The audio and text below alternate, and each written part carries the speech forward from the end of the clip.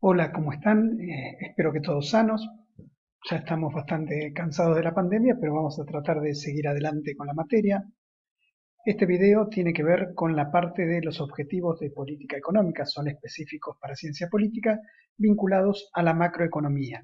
Ya en la primera parte de la materia, en la parte de microeconomía, en realidad es la segunda, hemos visto la intervención del Estado en los mercados, serían políticas de tipo microeconómicas. En este caso nos vamos a ocupar de la parte macroeconómica. Al respecto, tenemos que tener claro para poder ver esta parte qué es un Estado.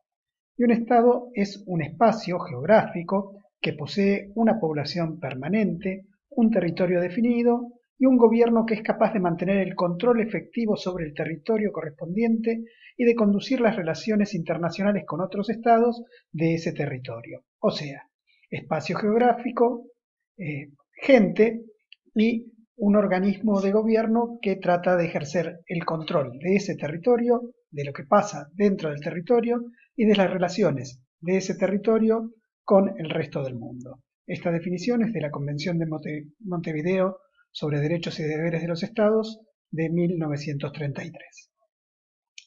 Nosotros habíamos hablado en la primera unidad de la materia que el problema económico era dar respuesta a tres preguntas: ¿qué producir?, ¿cómo producir? Y para quién producir. Y también vimos los sistemas económicos sobre la base del texto de Dewey, básicamente una caracterización de un sistema capitalista puro y un sistema socialista o de control del Estado puro que, como mencionamos en ese momento, en general se dan de manera mixta y no de manera pura. Dentro de esto aparece la política económica, que son decisiones que se toman en la administración del Estado, o sea, el gobierno, que por acción u omisión afectan las respuestas que se dan a estas preguntas. Esto es la forma en la que se asignan los recursos para producir, la forma en que se distribuye la riqueza, la forma también en la que circula lo que se produce dentro del territorio y circula hacia afuera y hacia dentro del territorio a través del comercio internacional. Las políticas de Estado pueden ser implícitas o explícitas y también hay que tener en cuenta que, como decimos al principio, puede ser por acción o por omisión. Si un Estado dice que lo resuelvan todos los mercados, estaríamos en el caso puro de la economía capitalista. Y si un Estado dice que todo lo decida el Estado, estaríamos en una economía de administración centralizada o de tipo socialista, como vimos en la primera parte de la materia en el tema sistemas económicos. Las políticas económicas tienen distintas formas de clasificación. Las clasificaciones reciben el nombre de taxonomías.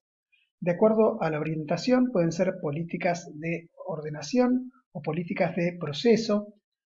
Las políticas de ordenación son permanentes y tratan de regular o modificar el marco económico, como por ejemplo la Ley de Defensa de la Competencia, o las políticas de proceso, que tratan de ver el funcionamiento de la economía y ajustar variables económicas para favorecer ese comportamiento, como por ejemplo las políticas cambiarias. Hay, según los instrumentos utilizados, políticas que pueden ser de tipo cuantitativo, que tienen que ver con modificar de alguna manera algunas de las magnitudes de la economía, como puede ser la cantidad de dinero, la tasa de interés, el tipo de cambio u otras magnitudes medibles. Políticas de tipo cualitativas, que tratan de introducir cambios estructurales pero no afectan el marco económico, como una reforma del sistema impositivo, y políticas o reformas fundamentales, que consisten en cambiar total o parcialmente los fundamentos del sistema económico, cambiar las reglas del juego, como por ejemplo nacionalizar la banca, privatizar empresas o servicios públicos, o lo contrario, privatizar la banca y nacionalizar empresas o servicios públicos también serían ejemplos.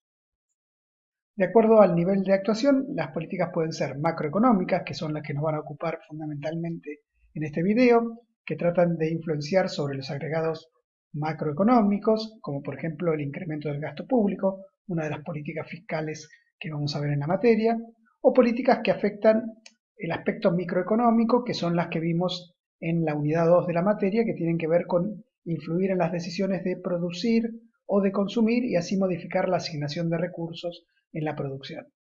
desgravaciones fiscales, pero ya hemos visto impuestos, subsidios indirectos y fijación de precios como posibles políticas microeconómicas. Y finalmente, de acuerdo a su función en la dimensión temporal, pueden ser políticas de largo plazo que tengan objetivos económicos para que se cumplan en periodos de, por ejemplo, 8 años. Estas son programas globales. En Argentina tuvimos durante el primer gobierno peronista planes quinquenales, por ejemplo. Hubo 2, sería una proyección de la economía a 8 años. Políticas de mediano plazo para periodos de 4 o 5 años. Esto es lo que mencionamos antes. 2 políticas de mediano plazo, 2 planes quinquenales, darían una política de largo plazo, y políticas de corto plazo que están para periodos de tiempo inferiores al año y medio, 2 años, que tiene que ver con, de alguna manera, incentivar la demanda agregada o lo que está pasando ahora por el caso de la pandemia, que esperemos sea de corto plazo, que tiene que ver con intervenciones directas para sostener el funcionamiento de la economía en una situación donde el mercado está prácticamente colapsado. Los objetivos de política económica, todo esto se basa en el texto de Cuadrado Roura que ustedes tienen en la bibliografía.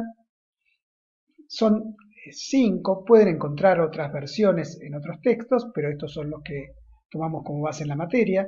El crecimiento económico, cuyo indicador básicamente es la tasa de crecimiento del PBI, pero lo que trata de medir es el incremento de la producción de manera sostenida.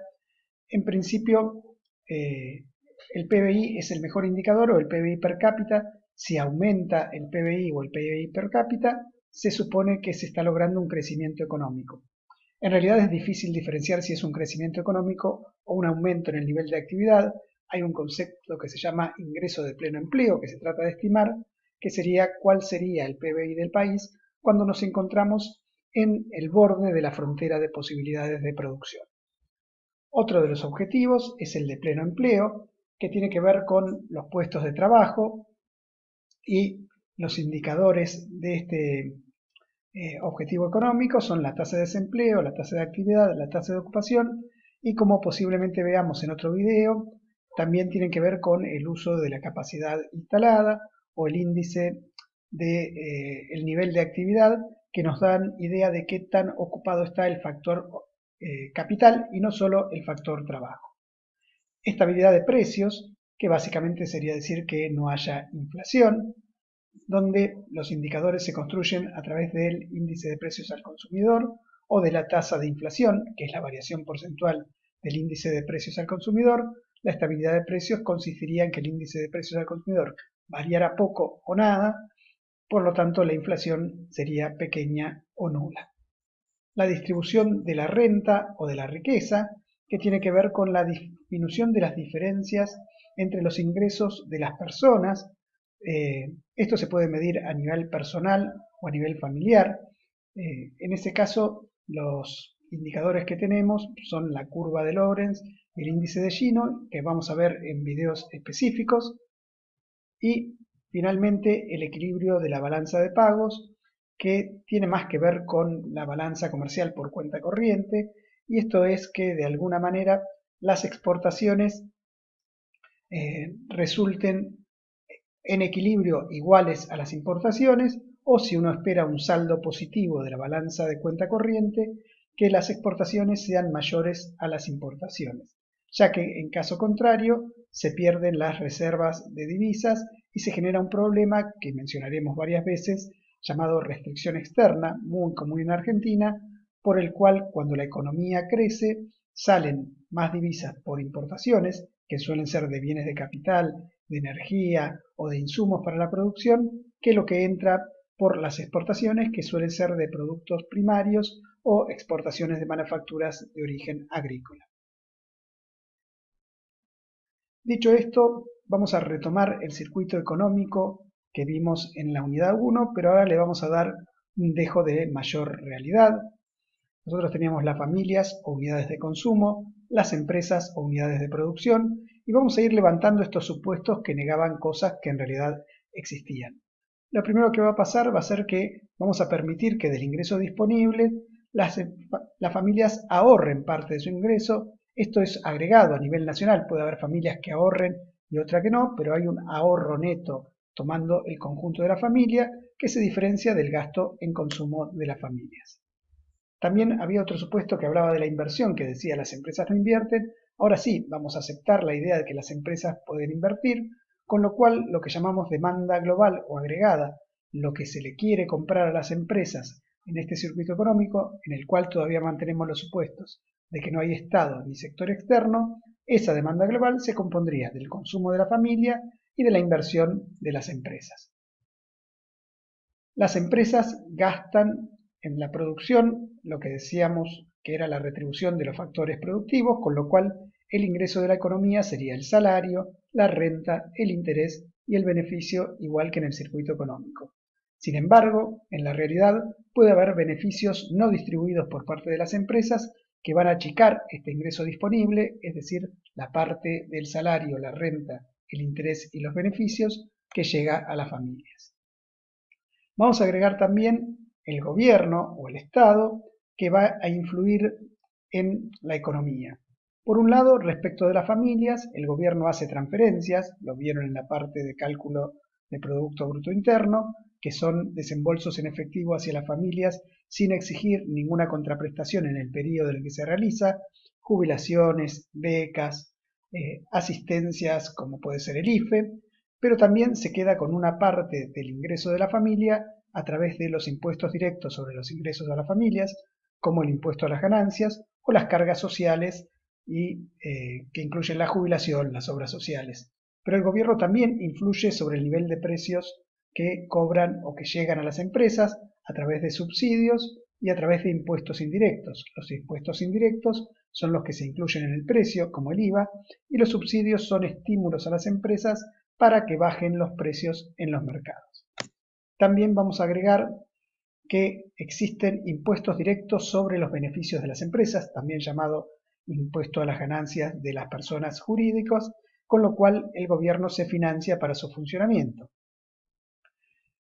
Y también existe el gasto del sector público que se suma a el resto de los elementos de la demanda global, o sea que el gasto del sector público forma parte de la demanda, y este gasto del sector público puede ser en proveer bienes y servicios, como por ejemplo la educación universitaria, o para su propio funcionamiento. Nos vamos a detener más adelante en el análisis del sector público. Y también vamos a agregar el resto del mundo, que aparece por un lado en relación con la oferta y la demanda de bienes y servicios. Hay una parte de la demanda que llega a las empresas en el interior del país, que son las exportaciones, es la demanda del resto del mundo, pero una parte de esta demanda global, que ahora incluye las exportaciones, se dirige hacia artículos importados que se producen en el resto del mundo. Cuando nosotros calculamos el Producto Bruto Interno a precios de mercado, lo calculamos al nivel de las empresas que operan en el interior del país. Por lo tanto, el Producto Bruto Interno a precios de mercado es el consumo de las familias y la inversión de las empresas, que es el sector privado, el consumo o el gasto del gobierno, las exportaciones, que son la demanda del resto del mundo, menos las importaciones, que son la parte de la demanda global o agregada, que se dirige a artículos importados. Y el resto del mundo también nos va a aparecer por aquí cuando llegamos al ingreso disponible de las familias, porque el resto del mundo también participa en el mercado de factores productivos. Hay una parte del ingreso que se genera en el país que se va en la retribución de factores extranjeros que operan en Argentina, salarios de no residentes, beneficios que giran las empresas de no residentes, por ejemplo, pero hay una parte que llega a nuestra familia que es la retribución de los factores argentinos que operan en el extranjero, que aumenta el ingreso disponible de las familias en el interior del país. Y finalmente, aunque no nos vamos a ocupar en esta parte, se encuentra el sector financiero, que es el que canaliza el ahorro de las familias en forma de préstamos a las empresas que pueden dedicar, por ejemplo, a la inversión, pero que también hace préstamos a la familia, hace préstamos al gobierno y, llegado el caso, puede recibir depósitos del gobierno y de las empresas, aunque su función es canalizar el ahorro de las familias hacia la inversión. Aquí terminamos este video y seguimos en el próximo.